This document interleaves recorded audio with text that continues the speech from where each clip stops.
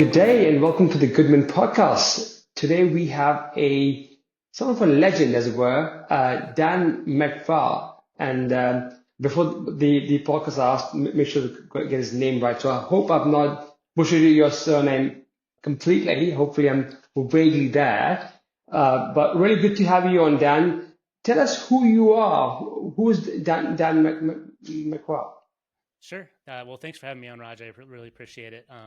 So I live in Colorado, and I have spent my entire career in the wireless telecom space. So after getting my electrical engineering degree, I jumped right accidentally, as it happens to be, into wireless telecom. I thought I was going to be designing vocoders or chipsets for a Motorola or Hewlett Packard or something, and I accidentally went to a on-campus interview and this company called Sprint showed up, and they were looking for young talent to come work in their brand new cellular division.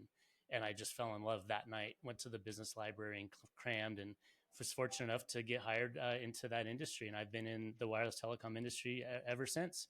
I started as a radio frequency engineer, working for at that time Sprint Cellular.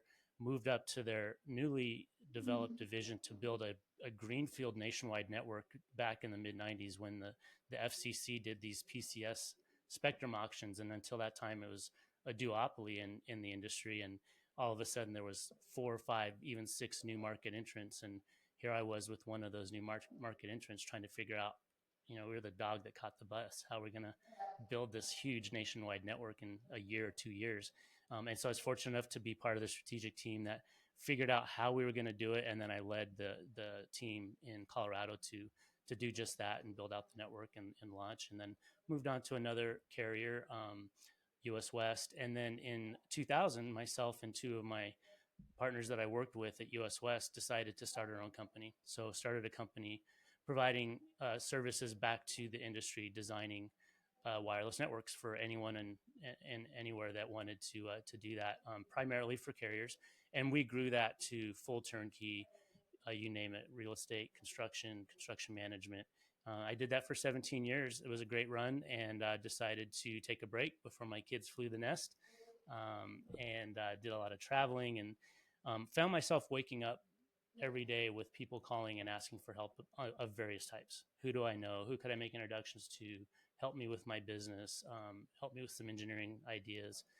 And so I decided to turn that into the business that I have now, which is I'm an independent consultant and contractor, and I help people of all different sizes and shapes to run their business or develop technology, whatever the case might be. And I happen to have a podcast as well called the 5G Guys, and so we love to talk about anything technology related, but primarily wireless telecom, and just help people learn about it. So that's what I do, and for fun, if it's outside, I'm doing it.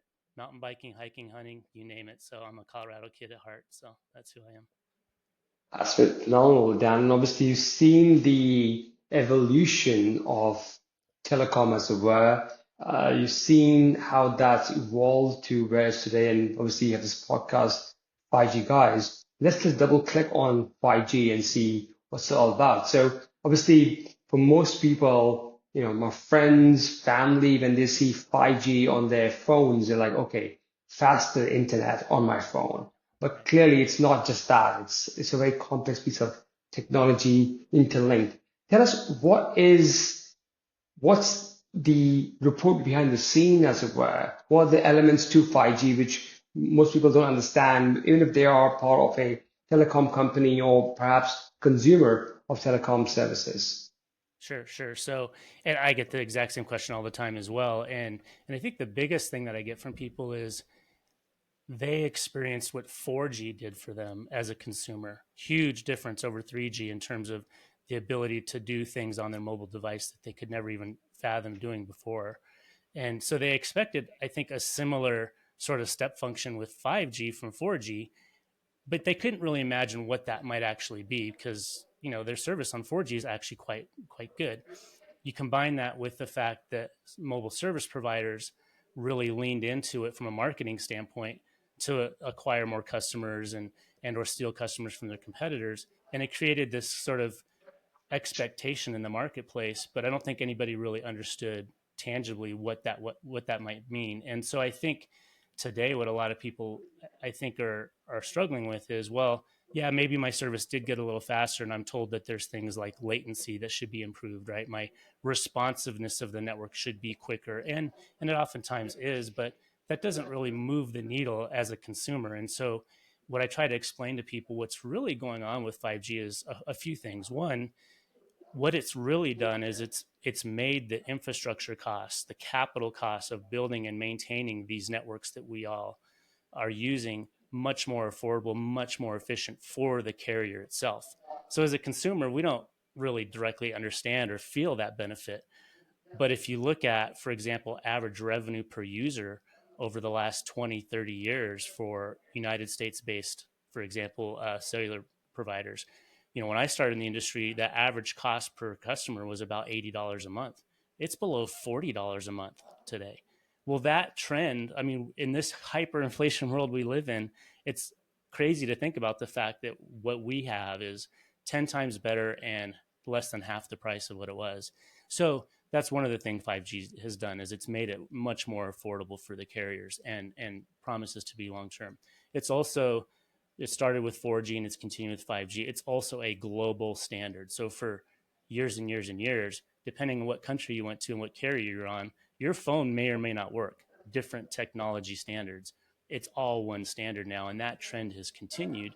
And it's really become more robust by the standards bodies building in things like cybersecurity and location-based services, so that while you're inside a building, you now have the technical ability for location to still be very accurate, and supporting things like Internet of Things, so not just people but things. And so there's a lot in 5G that really, what I tell people, it makes the world around us smarter and better, and we're just going to wake up one day and see, oh wow, like all the traffic signals are now helping to drive autonomous vehicles and be more coordinated, and traffic flow is 10 times better. And you can just take those examples in warehouses and what have you. As a consumer, I don't feel like I benefit from that, but the world around me is going to get much more efficient and much more technically advanced. Absolutely, and the benefits which obviously are passed on to the end consumer, which is what's really beneficial. The one category of perhaps manufacturers or companies, OEMs, original equipment manufacturers, are there any benefits for them as well with the 5G technology as well? There absolutely is. So with the 5G standard, it's now allowed what I call the democratization of the manufacturing space. There's now what's called Open RAN, radio access network. So now, instead of carriers, you used to have to hitch their wagon to a large OEM like Ericsson or Nokia, sign a long-term contract, pay exorbitant licensing fees, and they couldn't mix and match pieces and parts in their network. Now with 5G, there's the ability for what I'll call black boxes to be bought from any company that complies with the standards, and mix and match those pieces together, as well with open software standards, so that now you're seeing companies like Dish is probably the best example in the United States, who has launched a 5G network using an open RAN standard, where they have multiple different vendors that they've pieced together. They've got a lot of the infrastructure literally virtually residing in the cloud versus physically on premise as well. So 5G is really what has enabled that transition in the industry, and you're now seeing the major players. Then AT&T has signed an open RAN deal with Ericsson, which is kind of counterintuitive or a little bit of an oxymoron, because the whole point of open RAN is you should be able to mix and match, and they've decided to assign their open RAN to one company, but nonetheless, it does afford them the flexibility to mix and match down the road. And with this open RAN and beyond, where do you see the future of operators, carriers, manufacturers in the next 10 years? How do you see the ecosystem to behave? For example, in the software industry, we used to have proprietary software, Oracle, IBM, they were the ones who ruled the world. And then came open source, and with the ability of open source has been lots of innovation. Where do you see the telecom market with 5G and beyond? How will they behave in the next 10 years? I love your analogy of the software industry. I think that's a really good. I'm a big believer in if you want to know what's going to happen in the future, just look to the past, look at history, and I think you're spot on. I think the way that software has gone. Well, first of all, what Open RAN really is it is becoming more software based. So if for no other reason, I think it'll mimic what happened in the software industry from that standpoint. I think the biggest thing, like I said, when I started in the industry, it was a duopoly. It was, that's really stagnates innovation. It makes companies become a little bit complacent. And we're now getting back towards it's really three like major companies in the United States. We do have that fourth entrance with Dish, but um, I think that you're seeing some complacency again. But with things like Open RAN, there's going to be a lot more innovation. You're going to have a lot more ideas. In fact, as a matter of fact, I will be having a new consulting engagement coming up here later this year, where I'm going to be working on helping some of these new innovators in the Open RAN space. In terms of applications they've made to receive funding to take their ideas and make them real.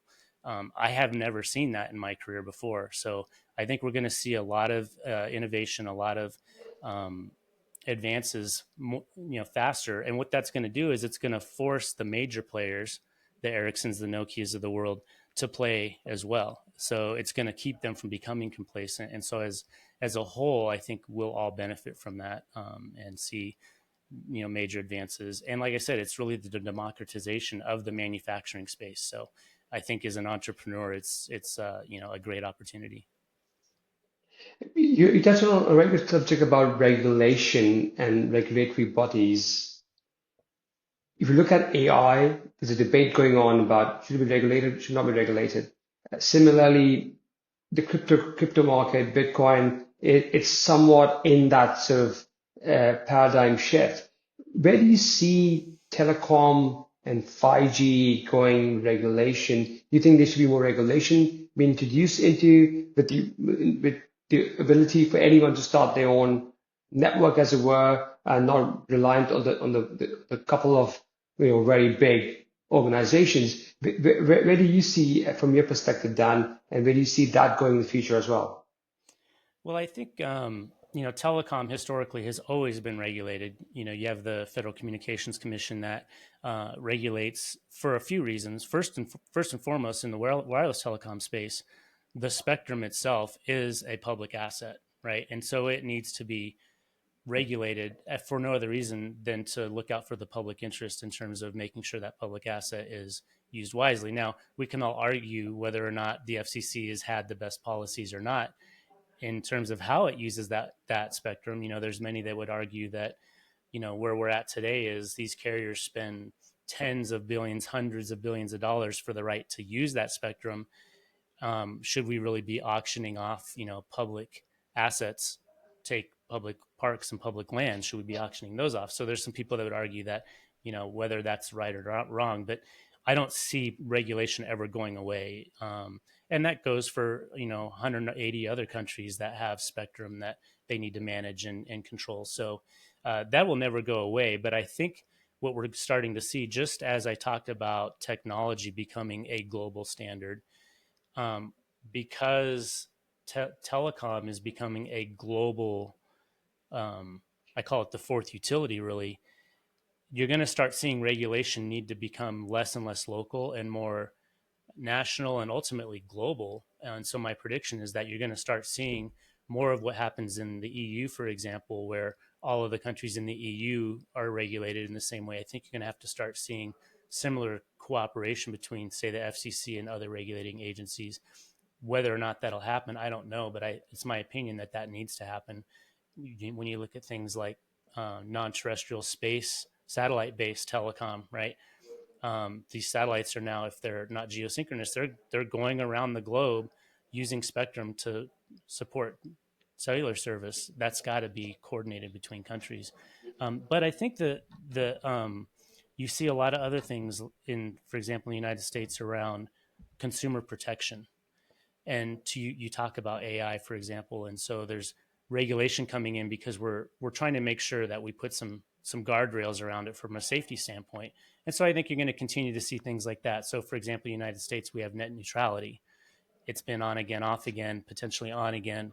Um, whether or not it's needed again can be argued, but I think the intent is there. It's there to protect the consumer and to help make sure that we have good actors. But I think what the problem is what's hampering deployment is that you have local regulations. You have thousands of cities, counties, states that are inconsistent in how they manage that, but that's for a nationwide network that's on nationwide spectrum. So that the federal government has started to pass laws and policies that almost take away that local ability, that jurisdiction at a local level to say, hey, if things are done a certain way, you cannot preclude a cell site from being built, for example.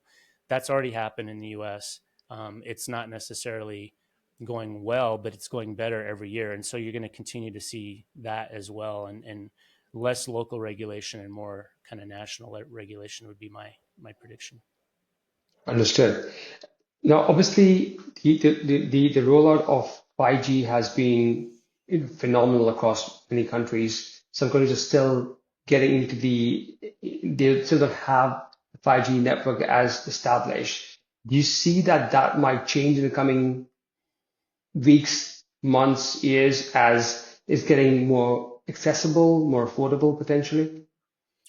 It's interesting you asked that. So there's parts of the United States in rural areas that I've been as recently in the last 12 months that are still on 3G. They haven't even upgraded to 4G, let alone 5G. I was just in Thailand earlier this year, and there were some islands in Thailand that did not have 5G yet. Uh, but the reality is in my experience, again, history being a guide for the future, what happens is eventually the technology just ages out. And the biggest driver of that is the subscriber device itself, the handset, right? Eventually those handsets start dying and you can't buy a 3G handset anymore. You won't be able to buy a 4G handset anymore. And so eventually, even if uptick is not there in terms of a carrier wanting to do it, eventually you have no choice because legacy telecom needs to be updated and you cannot support it. So absolutely everything will become 5G. I have no doubt about that. But you're going to see stragglers in different parts of the world, different parts of the country, that it won't happen until it has to, because the economics aren't there. You know, telecom is a never-ending capital spend to keep up with all the G's and all the other technology advances. And there's just areas where the business case just isn't there to continue to make that capital spend. And so it will be forced in those cases. And you even have programs like in the United States with government subsidization to bridge the digital divide, where we're building out technology, whether it be wireless or fiber, in areas that the business case just does not support it. So it's now being subsidized so that we can make that happen. And so I would imagine there'd be more of that as well. That's amazing. It's funny because I remember when 4G was launched in the UK, there was this speculation that it can take over all the broadband connections, and we got our first uh, wireless. Well, it was a SIM-based router which was meant to replace our broadband. So we installed that at a place, and boom, obviously it didn't work. And we had this policy in the UK where you can return stuff within the first 15 days or 20 days. So we sent it back and it was a refund from that. That was the 4G promise, which never delivered. Now 5G has come in and is doing a better job. Do you believe that 5G will deliver its promise, that it will be the also do all our prayers about IoT and beyond? I don't believe that any of the connectivity technologies are by themselves the panacea for our digital divide being solved. They're all quivers in the bow of a holistic connectivity solution. So to answer your question, absolutely, I do believe 5G will do a much better job in your example than 4G did. But will it be the sole answer to your connectivity requirements? Absolutely not. You're going to continue to require Wi-Fi. You're going to continue to require a wired connection. One of the podcast episodes that we did is wireless needs wires. Nothing in the wireless world works without a wire somewhere in the network to get it back to the network and to the rest of the globe. So So you're going to continue to leverage other technologies besides 5G. And what you're seeing now is we're in a world of technology convergence where standards, OEMs, everything is being built to work and play together better than it ever did in more of a disparate world before. So, there's lots of people that are using 5G for fixed wireless access at home, and but they're still using Wi-Fi in the house. In addition to that, right? Because you have local networking, you don't need to use the outside network for that. For example, your phone has a wireless modem for tens of different wireless technologies besides 5G on it that it's using all the time. Ultra wideband, Bluetooth, you name it. All of those things are working holistically together.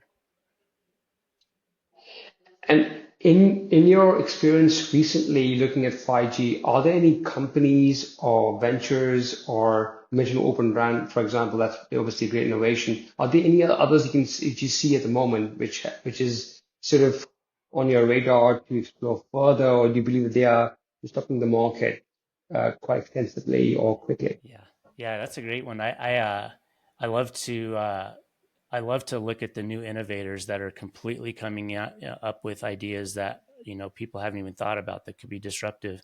One that I see is there's a lot of work in the venture capital space and startup space around SIM technology. So our phones now have on average, two SIMs, and they're predominantly electronic SIMs now with new phones. So you don't have a physical card that you put in. The SIM is sort of your digital identity, right? That validates you as a customer. Um, One of the problems you have, for example, with private networks is that private network that you might use when you're at work, say in a manufacturing plant, will have to utilize one of those SIMs. And then when you leave and go to the public commercial cellular network that you might subscribe to, that would use the other SIM. Well, we're going to get to a world where you have multiple private networks that you might go to as a customer, as a user. So these companies are figuring out ways to have those SIMs be very dynamic and not be limited to just two because you have two physically or electronically on the device, but be able to have the ability to manage through those SIMs and hand off traffic between SIMs and figure out which SIM is best for you to be on depending on what you're doing and the application you're using. So that's an area that I really am keeping an eye on, is the space of how we're going to allow these devices to be more dynamic and take advantage of the holistic ecosystem out there. Excuse me. Wireless charging is another one that I really am keeping an eye on.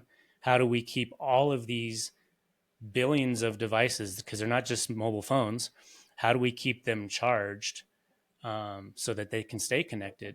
Obviously, very small sensors and things can have a battery that lasts 10 years. But our mobile devices, how often are you looking around in an airport for some place to plug in because you've got a delayed flight and your phone's dying?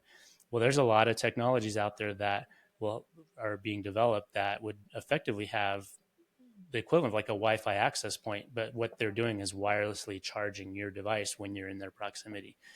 So I think the whole world, this isn't just telecom, keeping everything charged. Look at EVs and cars, and like charging is going to be a big part of technology in the near future. And then I think the other one that I'm really keeping an eye on is cybersecurity. So the more things we're connecting and the more connected we are, it opens more points of entry for the bad guys, right? And so I really hope, I'm not a cybersecurity expert, but I really hope that we're going to continue to see major advances with cybersecurity. And I think things like AI can really make that happen even faster. So all of this though is dependent on processing, and processing is, with companies like NVIDIA, is just becoming amazing, but it takes a lot of energy to do that. So where the energy world is going to keep up with all of this is also something to pay attention to.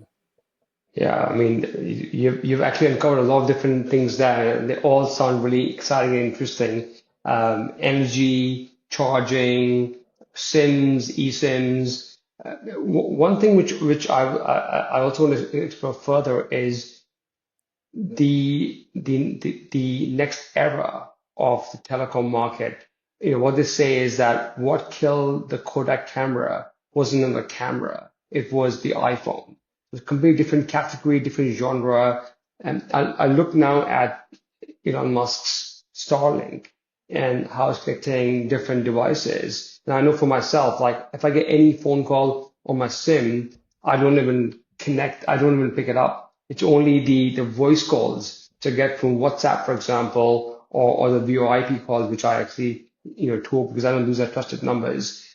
Do you see Starlink and other entrants to be a threat towards the traditional way we knew telecom market? Do you think that there's going to be a disruption in that sense as well, or that's something completely different and well, that's not going to bother us at all in this industry? I firmly believe that you're going to see non-terrestrial connectivity, satellite support, be just a huge augmentation to what we have today, and not a threat. It'll be disruptive, but in a positive way. Um, the laws of physics are not going to change. These birds, these satellites, they're effectively a cell tower in space. Tens of thousands of miles away versus a cell tower that is a fraction of a mile away from you. So that physical space those radio waves has to propagate through is not going to change. And so those birds in space will never be able to perform at the same level in terms of speed, coverage, the same way that a terrestrial location can. But they can give us access to connectivity in places that we'll never be able to build a cell site, for example, the top of Everest, or what, pick whatever you want. And so what you're seeing now is you're seeing the cellular carriers, for example, in the U.S., they're signing deals with these satellite companies. Verizon, AT&T have signed deals with AST, Space Mobile, T-Mobile with Starlink, excuse me, and the like. And so what I think you're really going to see as consumers is you're going to have more options. You're going to be able to say, maybe for an extra $15 a month, I can turn on Starlink if I'm a T-Mobile customer, and now have more contiguous coverage in areas because I happen to go to those areas. But maybe I only use my phone in, the urban core of New York, and I never leave. I don't have to pay for that, and I don't have to have that option on my phone. And so I think it's just going to expand the holistic nature of connectivity and not be a threat at all. Understood. The reason why I ask this question is because if you look at the whole banking industry, there used to be these big banks which obviously have been on high street for many years, and they were doing really well. And then in comes these challenger banks, which just threaten their model completely, and they say, hey, the only guys who can actually do this, we can come in and challenge your business model as well. And they literally were able to, for example, my main banks right now are these challenger banks. I don't bank with big ones because they're not as agile and efficient as these new banks, which are all online app based. And I wonder if the next era of telecom companies are going to be run by companies which are probably birds in the sky, would then have local entities, and then they challenge the traditional telecom companies who have been dominant in the industry, as we were talking about earlier. Yeah, I'm not exactly sure if this is where you're going with your question, but the telecom companies as a whole are in a whole different world than they've traditionally been. So when I started in the industry, we, as a telecom carrier, we made money directly off the network. We charged you as a consumer a price per minute or a price per bit, or maybe we charged you a certain amount of money for a voicemail box, going back to the 1G and 2G days, or call forwarding or three-way calling. And we're always monetizing the network. But then we got to a point where everything was flat rate. You get access unlimited for one price, and the telecom carriers had to sort of shift their business model, and they started thinking, well, maybe it's less about the network and it's more about what the network's being used for. Why do people need the connectivity? And so in the US, for example, AT&T bought DirecTV, Verizon bought Yahoo and AOL, and they started realizing that it's more about the content than it is the network. The network is an essential piece to that, but how can we really monetize what our competitors, or not really competitors, but the companies that are controlling the content that are using our network are doing? And they really haven't succeeded very well at that. And all you have to do is look at the numbers to prove it. If you look in the United States, the five biggest market cap companies in the world are Alphabet, Apple, Meta, Amazon, their market cap as of this last week is like $12 trillion. The market cap of the 5 biggest telecoms in the United States is like less than $1 billion, or less than, what are they at? They're at 600 and less than a trillion, 690 billion last week, 1/17 the size of those companies. So to your question, I think what we're going to probably see is my prediction, but again, regulation is going to, the only thing that can stop it is you're going to really see the big guys like Apple. They don't want you to care as a, excuse me, they don't want you to care as a consumer whose network you're on. They just want you to be connected so they can give you whatever services you want.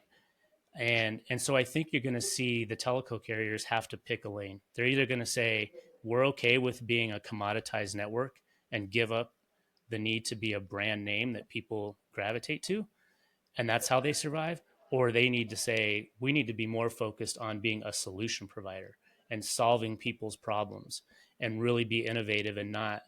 But right now they're sort of trying to straddle the fence and pick and choose, and they kind of just follow each other's leads versus being out front and innovative. Now, T-Mobile was the first that said, hey, you know what? We need to look at satellite, and they signed a deal with Starlink.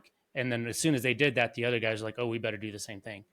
So, so I think that's the biggest issue is how are they? So could I see a company like Apple try to do a deal to acquire a network operator? Possibly, but I don't think they want to deal with the constant capital spend of building these G's of networks and taking care of them. So I think they're just going to try to push them into a commoditized space where you just don't know who owns what that you're using. You just know it's there and can count on it.